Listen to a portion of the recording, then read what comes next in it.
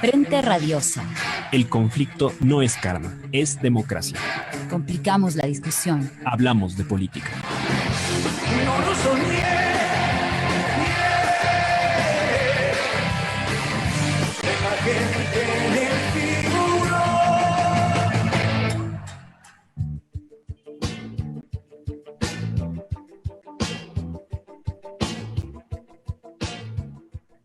Pichincha Universal. Hola, ¿qué tal? Buenas tardes con todos y con todas. Bienvenidos nuevamente a su programa Frente Radiosa, un espacio que, como saben, está comprometido con agitar la política. Mi nombre es Isabel Díaz y me acompaña en la conducción Yura Serrano. Hola Isabel, saludamos a toda la audiencia de Pichincha Universal a través del dial 95.3 para la provincia de Pichincha y 94.5 para el noroccidente de la misma. Hoy es viernes 26 de noviembre de 2020 y siendo las 6 de la tarde con 5 minutos, iniciamos Frente Radiosa, porque la política no es karma, sino democracia. Hablamos de frente. Les recordamos que esta es una coproducción de Ecuador para Largo, el Foro de los Comunes. Aquí sí hay texto y registro Aurora. Pueden encontrarnos también en nuestras redes sociales, Facebook, Twitter, Instagram, Spotify e iVoox como Frente Radiosa. Agradecemos también a Línea Dura, medio de comunicación digital ubicado en Nueva Jersey, quienes retransmiten Frente Radiosa para la comunidad migrante en Estados Unidos. A Ronnie y a todo el equipo de coordinación técnica desde los estudios de la radio y al equipo también de producción del programa. Esta tarde buscamos despertar la discusión en torno a la interrogante de si el día de hoy la sociedad ecuatoriana se ha derechizado y si eso tendrá una traducción en la orientación del voto en las próximas elecciones. Para conversar al respecto nos acompañan Jacobo García, analista político, Cristina Rosero, socióloga y consultora política, y Paolo Moncagata, investigador en ciencias políticas. Después de un largo ciclo de gobierno de la izquierda y el progresismo en el Ecuador y de una serie de derrotas electorales a nivel nacional, Guillermo Lasso alcanzó en el balotaje de 2017 el 48.84% de la votación. Y, no obstante de la derrota, la derecha económica gobierna al día de hoy el país. La conformación de la papeleta actual da cuenta, además, de la ampliación de este campo por el abultado número de binomios que pueden, en términos generales, ser identificados con esta tendencia política. La disputa electoral entonces está abierta, pero después de un periodo de gobierno en el que las políticas aplicadas muestran un agresivo retorno al neoliberalismo, de la configuración de un bloque de poder que va más allá de los actores de gabinete. Es fundamental además plantearnos hasta dónde llega su avanzada en términos de construcción de sentidos. Amén de las históricas movilizaciones de octubre contra el ajuste, el gobierno ha tenido prácticamente vía libre para la aplicación de su modelo. Si se trata de un régimen con ínfimas cifras de apoyo, ¿hasta qué punto esto responde al grado de violencia con el que lo ha ejecutado? ¿O en qué medida la población comparte valores y se identifica ideológicamente con su oferta? Más allá de lo valorativo, ¿hasta qué punto sectores de la izquierda ofrecieron gobernabilidad a Moreno? ¿O hasta qué punto amplios sectores sociales toleraron el ajuste con tal de acorralar a alguna de las facetas del correísmo? En sintonía con lo que sucedía en otros países de la región, en el último ciclo de la Revolución Ciudadana se hablaba en Ecuador de una nueva derecha. Así llamaron al conjunto de actores que, en atenta lectura de lo que había sucedido en el país, reivindicaban lo público y mostraban una vocación de alguna manera democrática. Sus matices con la izquierda estaban en otros niveles. No obstante, el último periodo da cuenta de actores de esta tendencia que desde distintos poderes, espacios empresariales, medios de comunicación e instituciones de la sociedad civil muestran posturas más bien radicales, vocación poco democrática y casi un desprecio por el adversario. En contexto de crisis económica, crisis institucional y profunda vulnerabilidad por la pandemia, el Estado ha estado prácticamente ausente para la contención y atención de la población. En contraposición, fundaciones e iniciativas privadas han desplegado atención en el territorio. ¿Cómo entonces esta presencia y discurso podría conectarse con la población para dar réditos electorales y abonar el desplazamiento de lo público? Se han cocinado un conjunto de nuevos sentidos, valores y percepciones sociales relacionados a la derecha económica durante este tiempo. De esto y más conversamos en el programa de hoy de Frente Radiosa. Política de frente, porque la política es cambio y conflicto.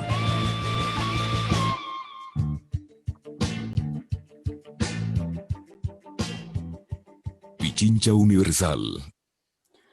Bueno, para arrancar el debate creo que es importante poner en contexto el periodo de ampliación que ha tenido la derecha en Ecuador. Y para hacerlo hay que situar la mirada en la segunda vuelta de 2017 y en el resultado electoral que dejó a Lasso a muy poco de ganar la presidencia.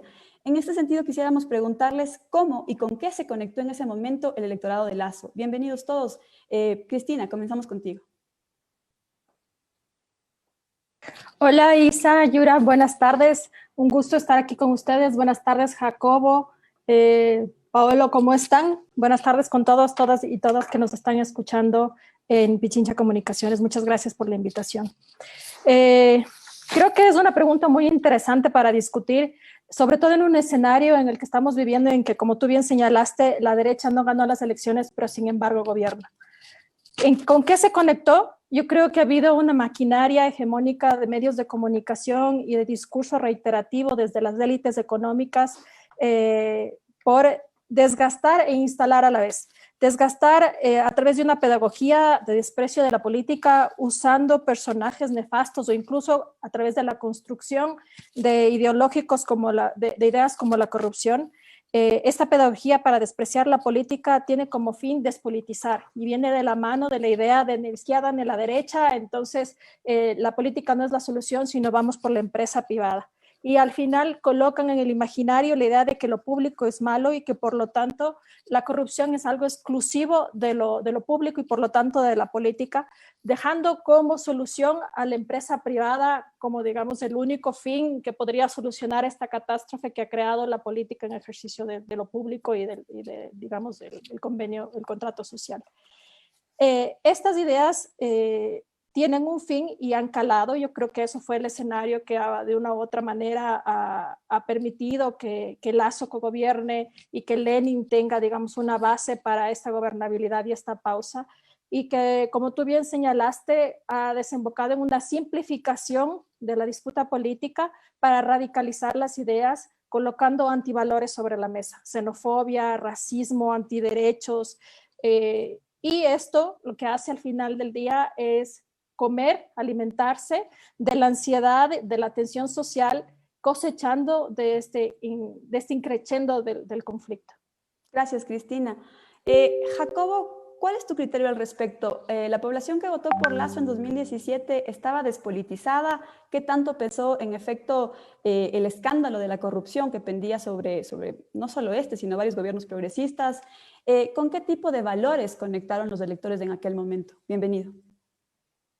Bueno, muchas gracias Isabel, Yura, un saludo a Paolo y a Cristina, que son como dos amigos pero que no conozco, ¿no? Es esta magia en las redes sociales, ¿no? Entonces un gusto, es la primera vez que coincido con ellos. A ver, Lasso 2017, yo creo que hay que hablar de tres cosas, ¿no? Uno, después de un gobierno de 10 años, creo que el desgaste es inevitable, o sea, seas un gobierno bueno, peor, mejor. Si has durado 10 años, se supone que has tenido una base sólida, has tenido una solidez, una hegemonía o cuasi hegemonía que te ha permitido estar gobernando. Entonces, después de 10 años, es normal que haya un desgaste por ciertas cosas que hayan pasado, ¿ok? Dos, relacionado a esto, hablando de desgaste, yo creo que el punto de inflexión está en 2015, ¿no? Es decir, cambia el ciclo económico, cambia el precio de petróleo, entramos en una especie de estancamiento que no lo menciono como estancamiento macroeconómico, sino un estancamiento, un imaginario de estancamiento, ¿ok? Es decir, si trazamos una línea, ¿no?, de evolución del imaginario de la sociedad, de cómo se sentían antes, y en ese momento había una línea más o menos constante de progreso, ¿no?, de estamos mejorando en esto, en esto, en esto. Y a partir de 2015 hay un estancamiento, la economía está estancada, entonces con un ánimo negativo, lo que antes no te importaba de cierto presidente ahora te importa bastante más. Obviamente cuanto más poder, cuanta más concentración de poder y más años pasan, obviamente hay más abusos, hay más cansancio o hay más hechos que empiezan a fraguar un imaginario de cambio, ¿ok? Y este imaginario de cambio, mal o bien, quien lo capitalizó fue Lasso, y termino con esto. ¿Qué significa el cambio? Para luego ir relacionándolo con la derecha, los valores y no sé qué, pues significa todo, nada, mucho y poco. Es decir, es un cambio de quiero otras caras, ya me han cansado los que hablan 4 horas los sábados. Es un cambio de desde 2015 la economía no mejora y este modelo no satisface el imaginario que yo tracé. Es un cambio, obviamente, de la agenda corrupción, que sí, efectivamente, como dice Cristina, hubo toda una articulación, pero claro, finalmente basta que haya casos, basta que haya este imaginario de desgaste y eso cobra mucho más vuelo. Entonces, valores, y termino, economía, el concepto libertad, el concepto cambio. Libertad creo que era un concepto bastante, que calaba bastante, porque lo tenías desde la economía hasta en el tipo de ciudadano, es decir, cansados de un modelo que lo absorbía todo, que estaba tan presente en la forma del Estado, en el liderazgo, que era una especie de déjame respirar un poquito. De acuerdo, Jacobo, muchas gracias. Hay tela para cortar y tenemos todo el programa para hacerlo. Paolo, voy contigo. Tú has estudiado el devenir histórico de las derechas. En ese sentido, te pregunto, ¿cómo lees tú esa casi victoria de Lasso en 2017? Bienvenido. Gracias, Isabel, gracias, Yura. Igualmente un saludo a Cristina y Jacobo y a todos quienes nos están escuchando. Yo coincido bastante con Jacobo. Pienso que en realidad este aglutinamiento de fuerzas que se dieron en torno a Lasso en el 2017, más que un cariz ideológico, tienen una característica de desgaste del gobierno de Rafael Correa, ¿no? Y sobre todo lo que mencionó Jacobo, por la razón de la crisis económica que había empezado ya a darse desde el 2014 y tiene tal vez su punto más alto en el 2015. Y sigue, ¿no? Posteriormente, y todavía la estamos viviendo. O sea, cuando el precio del petróleo, sobre todo, empieza a caer, cae también los niveles de popularidad de Rafael Correa de forma impresionante. Ahora, el voto por Lasso, como vuelvo a lo que estaba diciendo hace un rato, el voto por Lasso en el 2017, personalmente no lo veo como un voto ideológico, un voto por la derecha, es un voto sobre todo anticorreísta, ¿ya? Yo sí he estudiado esto con datos de encuesta y el voto ecuatoriano en general no suele ser un voto ideológico, ¿ya? No es que la gente diga yo me identifico con la izquierda y por lo tanto voto por el candidato de izquierda, por el Partido Socialista o por Alianza País o por quien sea la izquierda en ese momento. O yo me identifico con la derecha y por lo tanto voto por Jaime Nebot o por Guillermo Lasso o por quien sea que sea la derecha en ese momento. Es un cambio de ciclo que más está relacionado a la economía, yo diría, ¿no? Y a la satisfacción con cómo está funcionando la democracia o el sistema en ese momento, ¿no? Lo que en ciencias políticas se llama el apoyo político específico, que tiene que ver con el devenir político del día a día, ¿ya? No es tanto un apoyo más difuso, sino con cómo están funcionando las cosas. Y sí entra la corrupción ahí coincido con lo que dijeron tanto Cristina como Jacobo, o sea, cuando se empiezan a ventilar escándalos de corrupción, no solo a nivel nacional, sino a nivel internacional, que vinculan a toda la región, la gente empieza a decir, necesitamos un cambio. Sí, estoy otra vez de acuerdo con lo que ha dicho Jacobo. No le alcanzó a Lasso para ganar, ¿no? O sea, Lasso, a pesar de todo esto, llegó a estar cerca, pero todavía el candidato que se supone era de la izquierda, Lenín Moreno, alcanza a ganar la elección. Entonces, para resumir, no es un voto ideológico y a pesar de no ser un voto ideológico, la izquierda gana. Gracias, Paolo. Me quedo contigo y esta idea que has planteado respecto a, digamos, en Ecuador, los votantes no lo hacen en términos o mediados por una cuestión fundamentalmente ideológica. Sin embargo, una cuestión que reivindicó el progresismo durante el periodo que se mantuvo en el poder, la secuencia de victorias electorales durante el periodo que estuvo al frente, reivindicaba que incluso más allá de la identificación de su líder, había un apoyo de distintas maneras a un proyecto político, ¿no? Que significaba bienestar, que significaban derechos, que si bien el votante no lo exteriorizaba de esa manera, significaba un apoyo también en ese sentido. ¿Ocurre eso en las derechas? Algo que preguntaremos también más adelante, ¿cómo es el votante de las derechas? ¿Por qué no le alcanzó a la derecha de Lasso, si bien para ganar esa elección, pero sí para ejercer, por ejemplo, el poder durante este periodo con Moreno, ¿no? Dándole gobernabilidad? Esto que decías, apoyos específicos en términos políticos. A ver, hay que entender que en realidad yo me sacaría un rato el tema de las ideologías de la cabeza. Este apoyo al proyecto del que tú mencionas, hay que ponerlo en tela de duda, ¿no? Si en realidad es un apoyo al proyecto o un apoyo a que estábamos bien en ese momento.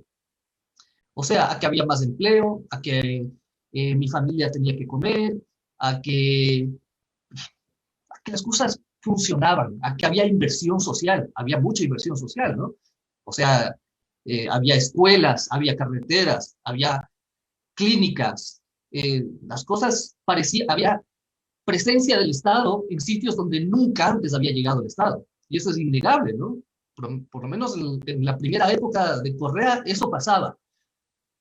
No tanto el proyecto de ideales izquierdistas, eso habrá un sector mínimo, reducido de la población que piensa en Rafael Correa cantando las canciones del Che Guevara y defendiéndose como el nuevo definiéndose como el nuevo Simón Bolívar o como aliado de Hugo Chávez o lo que sea.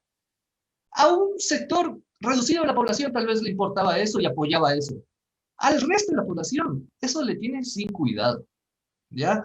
Al resto de la población le interesa vivir bien, el bienestar que tú mencionaste, Yura, ¿ya? Y yo pienso que eso mismo pasaría con la derecha. Si el presidente Correa hubiese sido de derecha, pero las condiciones hubiesen sido las mismas en términos de bienestar social, probablemente el apoyo hubiese sido el mismo, ¿ya? Entonces yo dudo un poquito de las ideologías en este sentido. Gracias, Paolo. Vamos ahora, para volver contigo, Paolo, sí, que se nos queda colgada también una cosa. Cristina, ¿tú estás de acuerdo en esta idea que plantea Paolo respecto a, de alguna manera, dejar a un lado las ideologías para leer la votación, tanto en 2017 como lo que se viene ahora? ¿Cómo podemos leer procesos de identificación política, procesos de politización también de distintos sectores sociales para ejercer su derecho al voto? Sí, yo estoy de acuerdo con Paolo cuando él menciona que el voto no es ideológico, que no responde directamente a defender una posición ideológica. También estoy de acuerdo con él en que la incertidumbre o el momento de tensión o digamos o el desgaste social llevan a un tipo de votación, así como lo hace también el bienestar. Si es que hay bienestar, la gente digamos tiene una calma social, existe una tranquilidad y podría apoyar un continuismo. En lo que no estoy de acuerdo es cuando él menciona que si Correa hubiera sido de derechas y hubiera existido este bienestar social, igual se hubiera dado una reelección. Ahí es cuando yo no estoy de acuerdo, porque sí considero que aún cuando el electorado no tiene digamos, no se parte ideológicamente al ejecutar su voto, sí lo hace quien gobierna. Quien gobierna con una agenda muy clara de izquierda, de derecha, o de pacto social, o de centro izquierda, o de centro derecha. Y si Correa hubiera sido de derecha, pues ese bienestar social no hubiera existido, porque no hubiera existido principios de redistribución, de acceso a derechos, de educación pública, de salud gratuita, expansión de cobertura del IES y bueno, algunas otras cosas que hemos visto como beneficios de 10 años de gobierno. Así como tampoco hubieran habido estos equilibrios o estas rupturas de gobierno como fue con los medios, por ejemplo, todo este ataque a medios, porque hubiera habido una suerte de gobernar con las élites, que es lo que estamos viendo ahora con Moreno, pero el desgaste social, que es lo que estamos viendo también ahora con Moreno, hubiera pasado muchísimo antes y no hubiera aguantado 10 años. Gracias, Cristina. Jacobo, tú que has estudiado los procesos electorales en el país y que has condensado de alguna manera el análisis sobre electorados, digamos, segmentación, quién vota a quién, estrategias más efectivas y más. ¿Coincides un poco con las tesis que se han puesto sobre la mesa? ¿Se puede sostener que no es ideológico el voto en el país y que, por ejemplo, la votación que tuvo Lasso en 2017 fue sobre todo un voto de rechazo o de resistencia a la tesis del correísmo más que un proceso de politización de la derecha?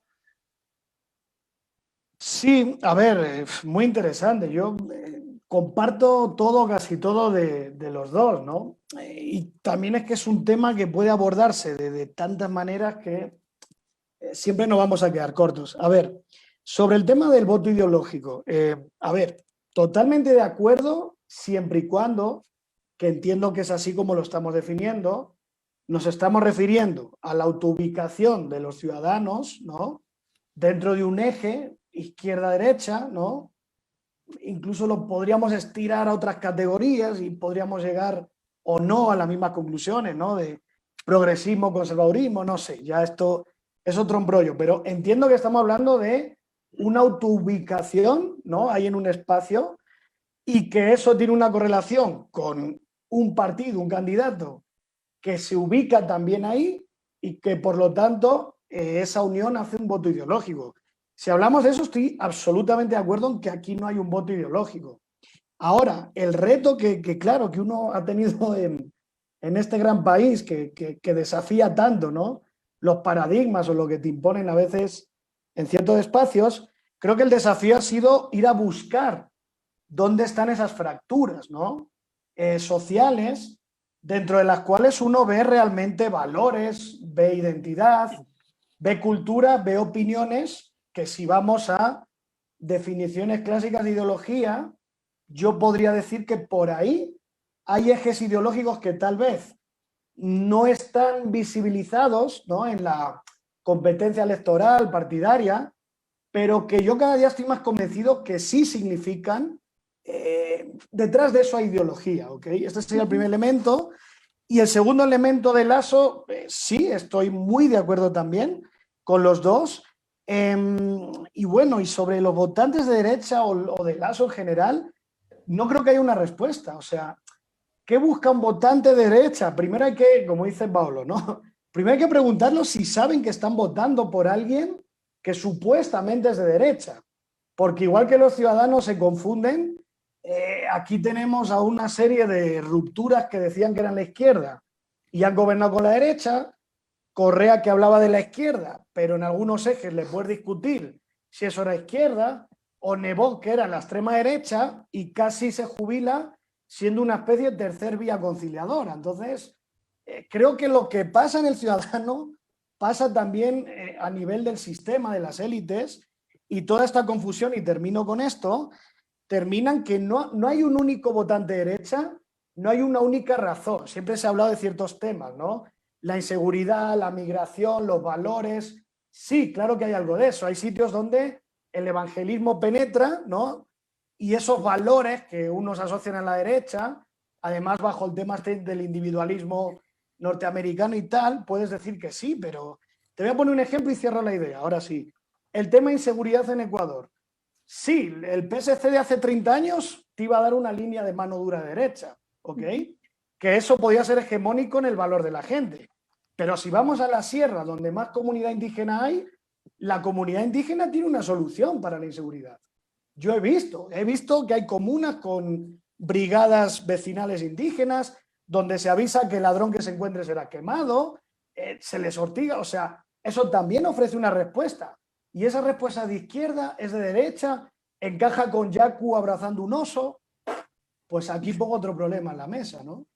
Gracias, Jacobo. Me quedo contigo antes de irnos a la pausa. Tú has mencionado que no hay solo un votante de derecha y conectando con eso quisiera preguntarte, igual hay muchos actores de derecha, ¿no? Sobre todo en este último periodo, el de Moreno, hemos visto a la derecha actuando de frente. ¿Cómo la caracterizarías tú? ¿Valores económicos, morales? ¿Cómo identificar a las derechas que salen a figurar, sobre todo en el gobierno de Moreno y en su entorno? Yo creo que el drama de este país es que no hay una derecha consolidada. Es decir, un partido donde junta una serie de actores o señoras, señores, con trayectorias diferentes que digan, mi modelo, mi propuesta de sociedad es este, se lo presentamos a la sociedad y vamos a ver si les gusta.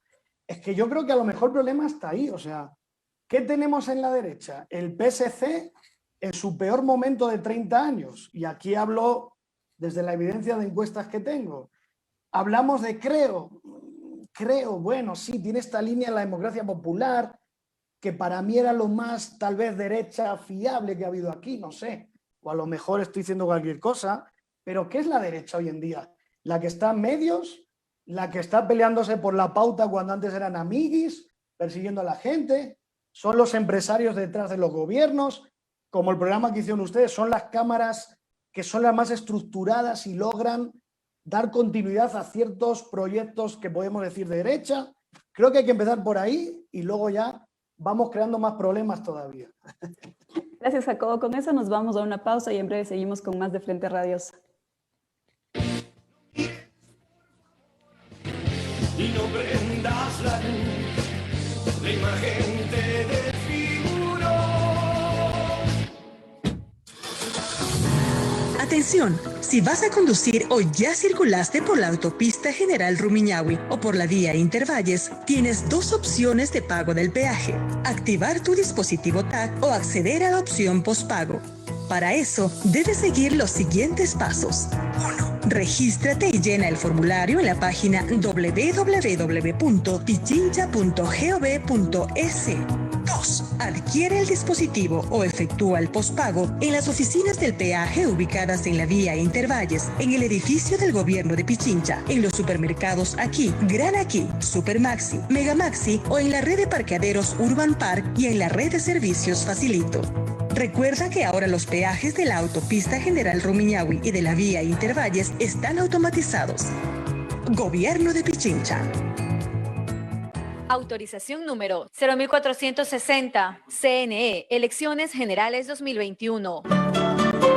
¿Qué fue primero, el huevo o la economía?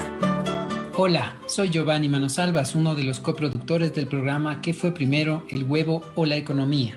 Y estoy aquí para invitarte a escuchar el programa Entre Telones. Oiga, pana, tengo algo que le puede interesar. 1, 2, 3, va. Un encuentro con el cine, el teatro y las artes escénicas. En estas cosas, si una se lanza, tiene que llegar hasta las últimas consecuencias. La cita entonces es todos los viernes de 19 a 20 horas. Por Pichincha Universal, por Pichincha Universal. Arrivederci, au revoir, me fui. Otro relato. El desafío del Ecuador ante la catástrofe del siglo. Este martes 1 de diciembre a las 16 horas conversamos con Jimena Peña sobre su candidatura presidencial. Otro relato. Más allá de la crisis por Pichincha Universal 95.3 FM y 94.5 FM. 1 de diciembre a las 16 horas. Síguenos en nuestras redes sociales. Toda la información de Ecuador y el mundo en vivo y en directo. Pichincha Comunicaciones. Otro relato. Edición especial. Un sábado diferente. 19 horas. Producción Javier Bisuete.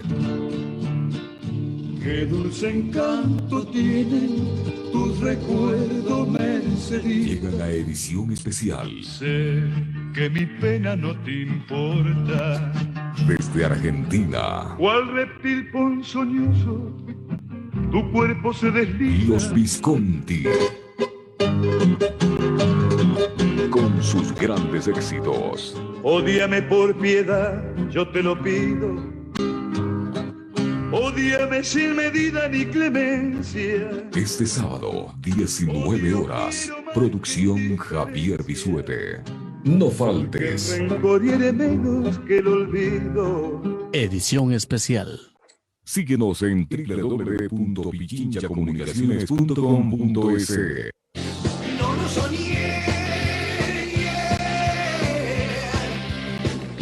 Y se ofreció mejor que nunca.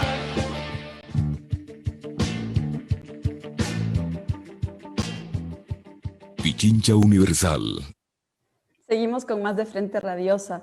Estamos conversando sobre, lo planteábamos coloquialmente, si hay cama para tanta derecha. Y en ese sentido quisiera preguntarte, Cristina, conectando con lo que mencionaba Jacobo al finalizar el segmento pasado, ¿cómo caracterizarías tú a las derechas hoy por hoy?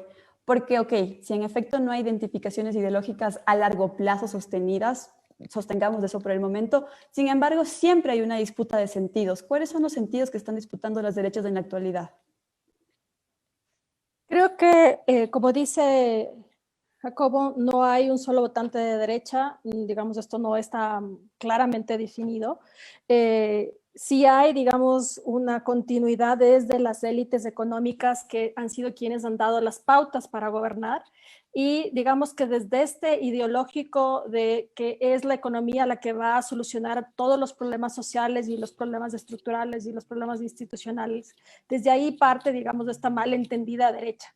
Existe cero comprensión del tema de libertades, existe cero comprensión del tema, digamos, de la ideología libertaria, de la ideología de derecha, tanto así que lo que se disputa en este momento no tiene una base, creo yo, clara, sino que más bien es súper amplia y está abarcando desde la idea del individualismo, es decir, que cada uno está bajo su propia ley y que en realidad es la acción del individuo lo que va a terminar con la desigualdad social o los problemas económicos, hasta los contactos que lo hacen, digamos, de frente con una derecha extremadamente radical que no tiene ningún empacho en reconocer, digamos, que existe una reina y que volvemos a ser colonia, que es totalmente contradictorio con estas posiciones de una derecha liberal, de una derecha de pensamiento libertario, ¿no? A esto le sumaría yo un tema que es importante colocar sobre la mesa, estos nichos que empezaron, digamos, en las élites económicas y las cámaras, que como bien lo dijo Jacobo, son como las más estables y sostenidas a lo largo de en este acompañamiento, digamos, de las derechas,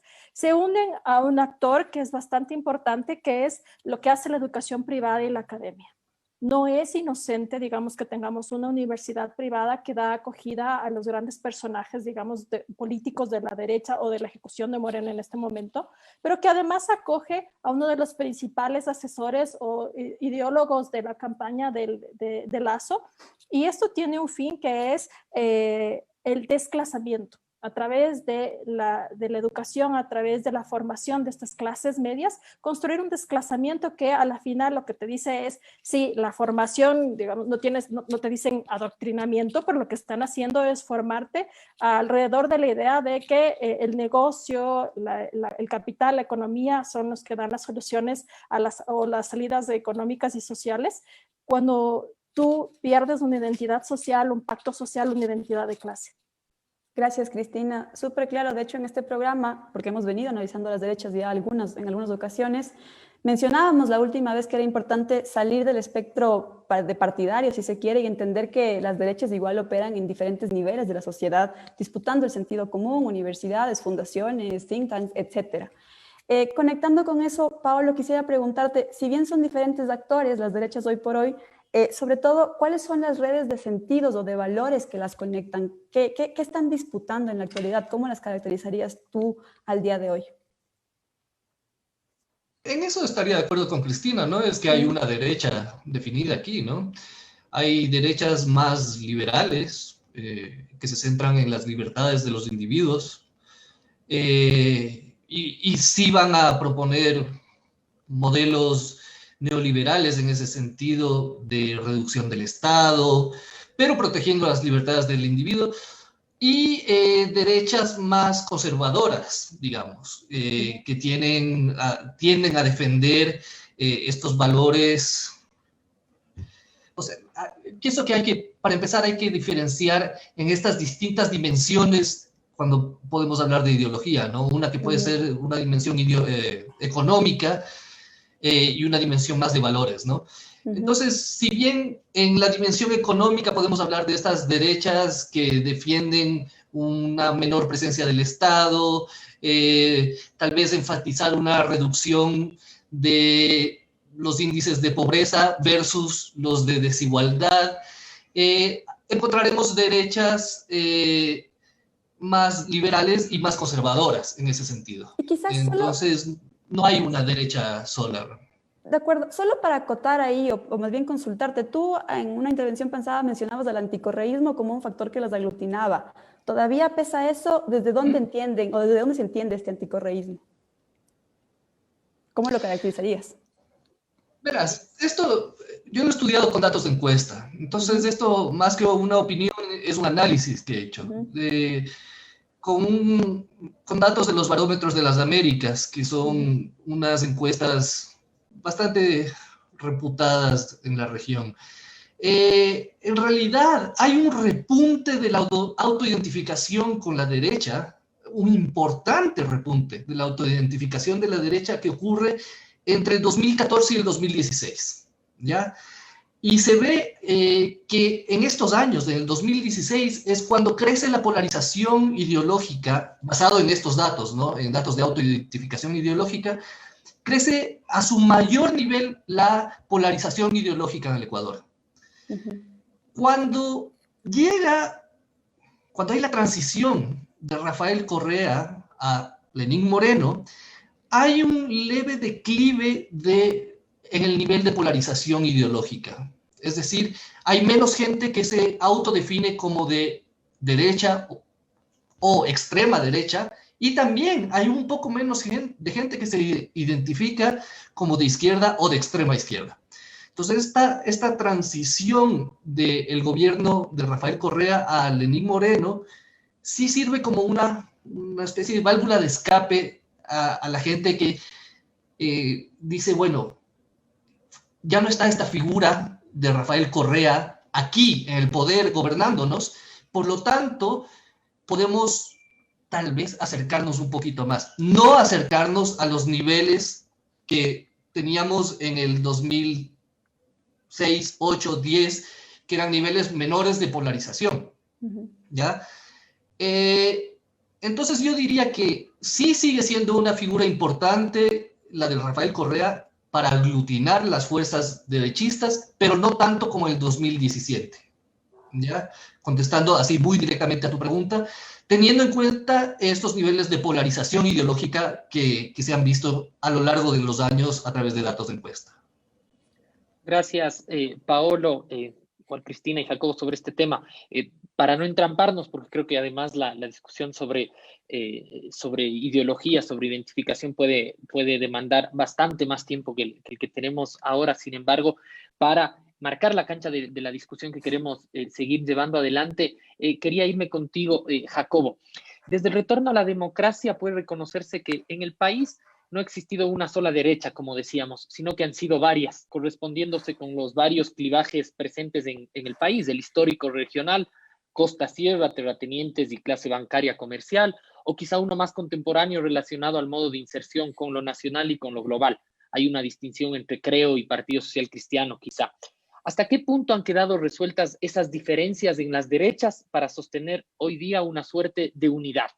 ¿Es posible al mismo tiempo que concilien sus electorados para lo que se viene? Bueno, a ver, te respondo, esto da para una tesis, ¿no? Doctoral más o menos, pero te voy a responder de dos formas, ¿no? Que yo creo que puede aportar un poco. A ver, uno, ¿cómo veo yo estos sentidos de la derecha, ¿no? Relacionando con tu pregunta. Y esto yo lo he analizado un poco en ejercicios muy básicos, ¿no? Metiéndome a redes sociales y viendo qué discurso tiene la gente que se autoidentifica en su perfil de Twitter, de Facebook y demás, te da muestras de que está por ahí, qué palabras usa, ¿no? Qué discurso tiene y todo esto. Yo lo que creo que es una reacción a los 15 o 20 años de gobiernos que hemos tenido, unos dirán progresistas, otros bolivarianos, y no es que, cuando digo reacciona, no es que digo que todos esos sentidos empiezan a existir después de que llega el giro a la izquierda de la región. Obviamente, como ustedes han dicho, pues la derecha en Ecuador, en la región, ha existido, ha estado en unos clivajes, unos valores, como decía Paolo, unos más liberales, otros más conservadores, aunque yo tengo la tesis de que aquí en Ecuador nadie es liberal, ¿no? Pero otro día os la cuento ahí con un café, pero bueno. Dicho esto... Y la izquierda es liberal en este país. Por supuesto, cuando digo nadie, ni izquierda, ni derecha, ni ni ya no se digan los que se declaran antiliberales, ¿no? Pero bueno, esto es para otro día, una cosa muy divertida. Entonces, reacción a 20, 15 años de eso, que no es más que lo mismo que ha hecho Paolo y Cris cuando hablan de que Lasso aglutinó eso. ¿Y en qué consiste esa reacción?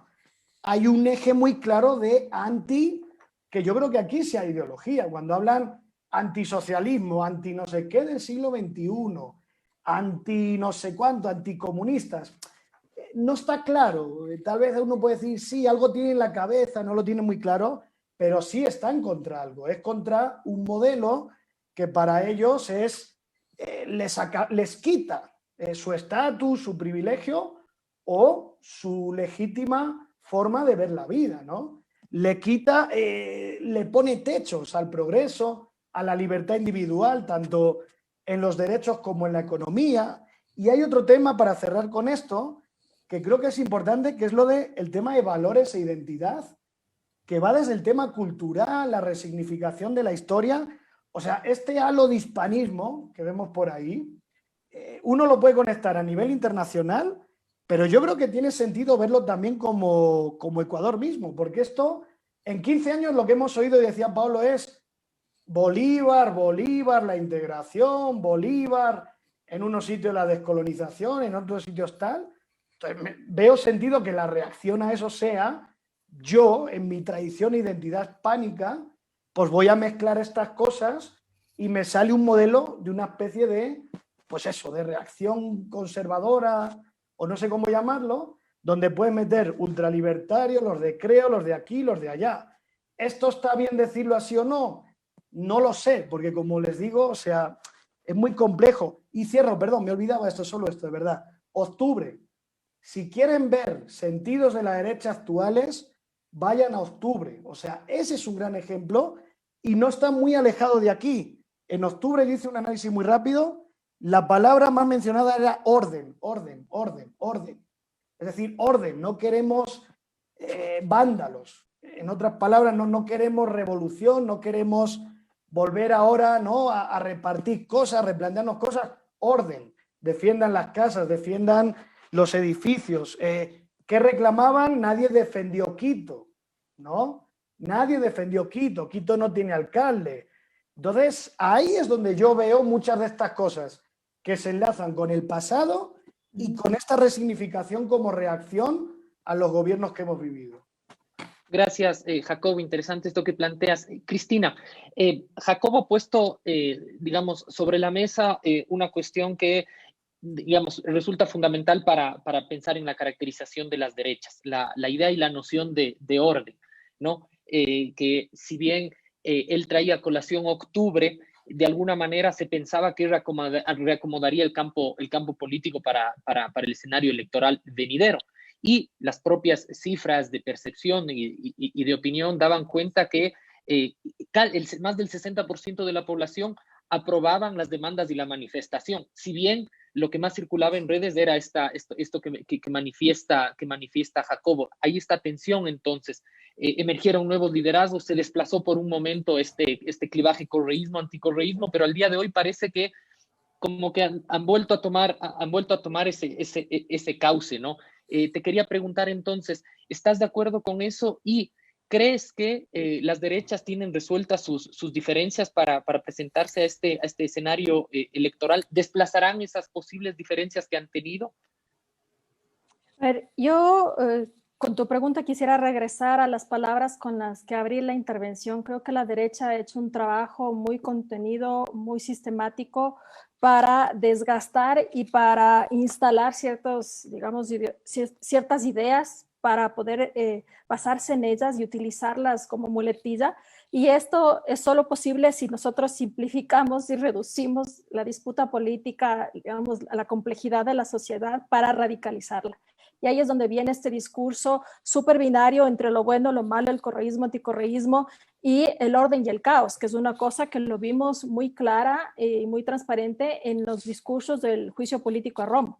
Entonces, la disputa para eso simplemente era el antiterrorismo y el orden. O sea, no existe un reconocimiento de la movilidad social, no existe un reconocimiento de la demanda social o incluso la complejidad que supone que un Estado democrático no respete los pactos sociales, los planes de gobierno o las demandas ciudadanas. Entonces, esta binariedad es, digamos, la consecuencia de este desgastar e instalar y además simplificar la política. Pero además, tú me preguntas, ¿la derecha ha resuelto sus disputas? Yo te preguntaría, ¿cuáles disputas? Porque ahí hay una ideología, hay una defensa de clase muy clara en la que la derecha al final del día lo que está defendiendo es su negocio, su deber ser, su propiedad privada, y que a la que se suman, digamos, a esta pertenencia de clases se le suman tantos otros individuos y vemos esa diversidad desde los ultraconservadores a los muy liberales que van desde todas las diferentes clases sociales y las composiciones, porque existe un vínculo con las derechas que es aspiracional. Entonces ahí es donde vemos el desclasamiento y a la final lo que hacen es defender una clase social que no les pertenece, pero van atrás de ese sueño. Entonces, sí, digamos, alguien que no pertenece a una élite, que no pertenece a, digamos, a la élite económica, que podría decirse de clase media, incluso clase baja, puede solventar o resolver sus propios conflictos de supervivencia para votar y plegarse, digamos, a un voto de derecha, mucho más lo va a hacer la derecha, la clase política, la élite política para hacerlo. Entonces, además esto, y con esto cierro, la derecha tiene facilidad para solventar, es muy práctica, porque a la final ellos van por un solo fin, que es resolver, digamos, su hegemonía para los negocios o para solventar, digamos, sus intereses económicos. Entonces el voto es simple, pero la derecha además ha demostrado que no necesita ganar para gobernar.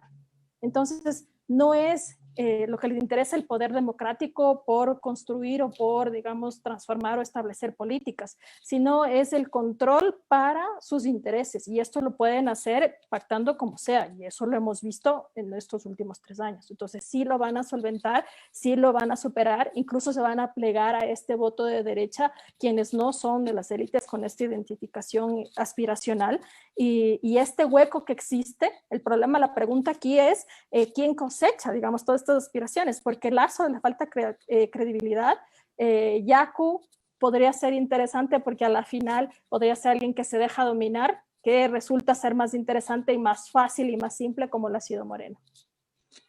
Gracias, Cris. Yo le transmito la pregunta que me haces a Paolo, que ha trabajado bastante bien el tema, y partimos sobre ahí.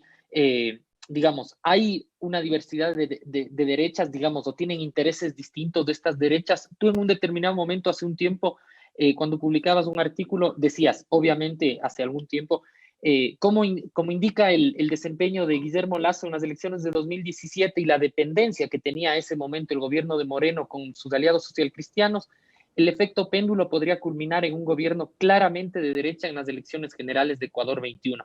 Vemos cómo los socios de Moreno se desplazaron de ser los socialcristianos a cogobernar con Lasso, y que ahora se presentan, digamos, ahí está confluencia electoral para 2021. ¿Es una sola derecha entonces? Digamos, no hay intereses encontrados, no hay disputas. ¿Cómo plantean la cuestión aspiracional que ha puesto sobre la mesa también Cristina? No hay una derecha, pero se pueden unificar en una elección, ¿no? Que es lo que estamos viendo que ha pasado.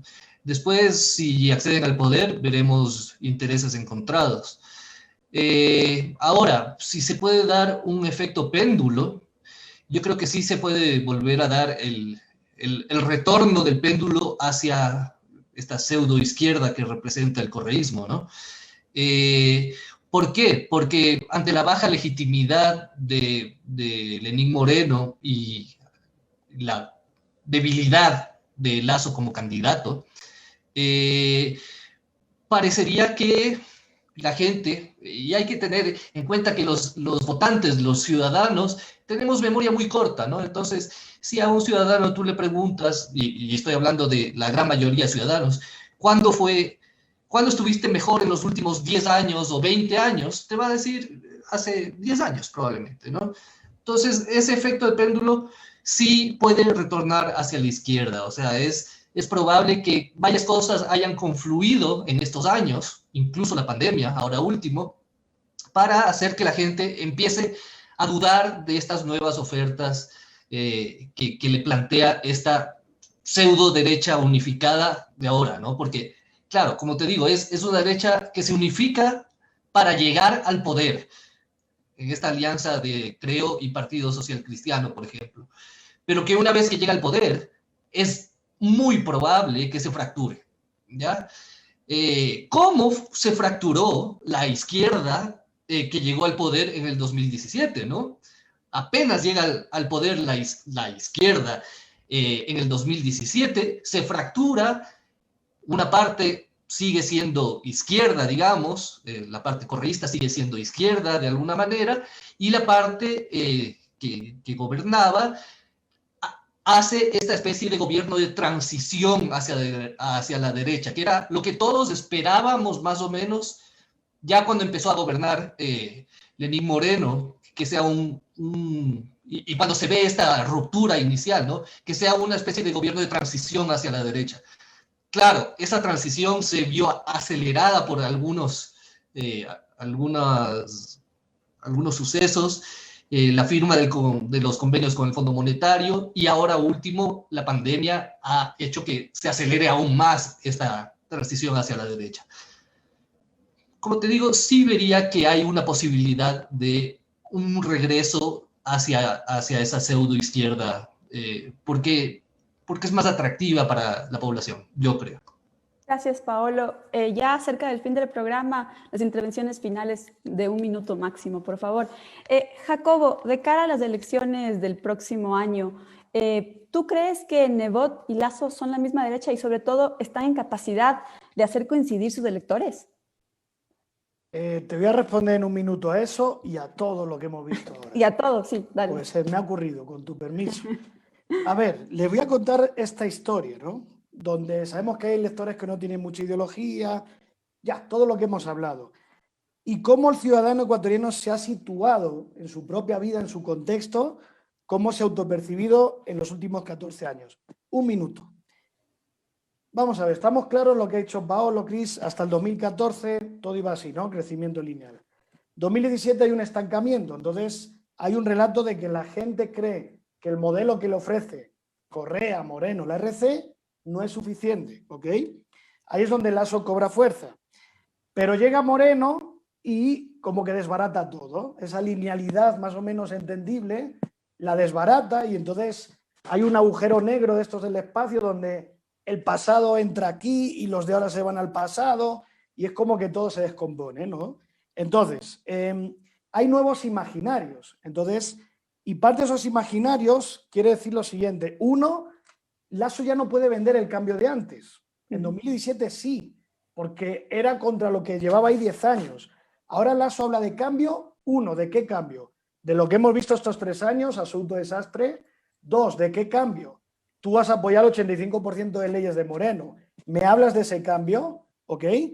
El PSC, para mí, era el que mejor tenía trazado este rumbo. Era, Moreno ponía un poco de paz, el PSC se iba a la tercera vía, poco nacional popular a la derecha, pero que un poco iba aglutinando. Era la evolución de Nebot, un Nebot más mayor, más maduro, ¿verdad? Pero llega octubre y se van por la línea que les dije. El orden, el anti no sé qué, la gente de bien, nadie defendió no sé cuál, y la gente, el 70%, les dijo, yuca, estoy con los indígenas, no estoy contigo.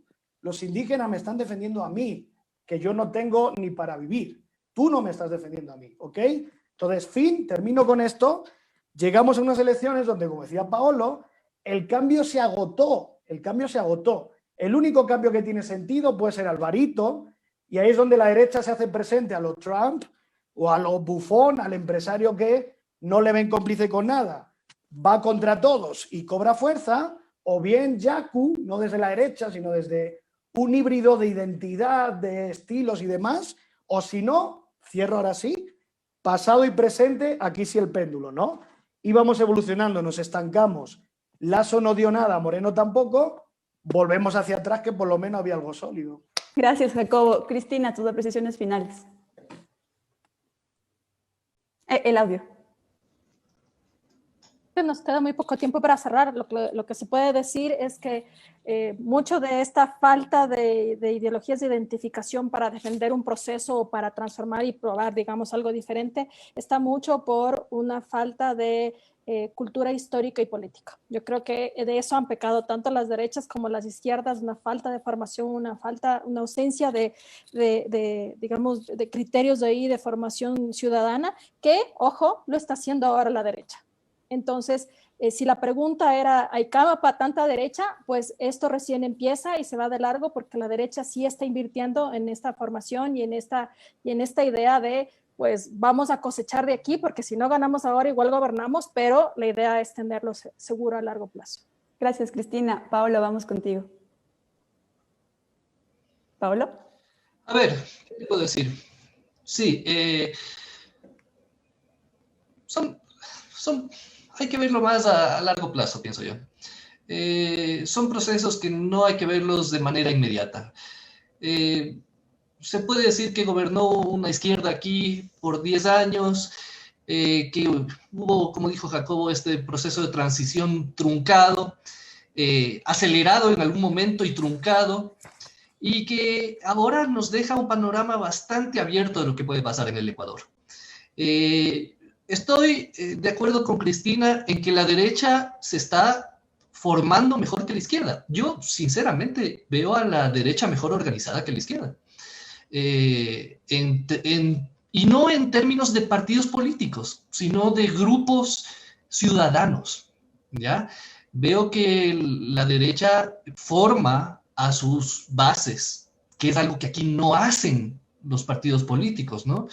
Y los partidos de derecha yo veo que sí están invirtiendo, lo que decía Cristina, en formar a sus bases. Pero además han gobernado a través de think tanks, de concentrarse en gobiernos locales, de fortalecer redes a nivel local, y redes clientelares también. Entonces, hay que ver que el panorama está bastante abierto. O sea, si bien el correísmo dejó entrelazadas también fuertes redes clientelares en toda la nación, que son tal vez las que mejor funcionan hoy todavía, la derecha está activando eso también. Entonces yo veo un panorama bastante abierto. Veo que hay dos candidatos, perdón Yura, que hay dos candidatos que seguramente van a llegar a la segunda vuelta, que son el candidato Arauz y Lasso, y que cualquier cosa puede pasar a partir de ahí. Pero que incluso, y déjame acabar, Yura, que incluso si gana el candidato Arauz, será un gobierno que tenga que ajustarse a las condiciones de la derecha a nivel regional y mundial, ¿ya? A los acuerdos con las multinacionales, por decirlo así. Seguramente seguiremos discutiendo sobre eso. Paolo, Cristina, Jacobo, queremos agradecerles por su participación. Se nos queda siempre corto el tiempo para esto y más su compromiso para invitarlos más adelante en Frente Radiosa. Agradecemos nuevamente a nuestros invitados, a nuestra audiencia, porque el conflicto no es karma, sino democracia. Hasta la próxima semana. Gracias, chao. Gracias. Una coproducción del Foro de los Comunes, Registro Aurora y Ecuador para Largo. No lo soñé.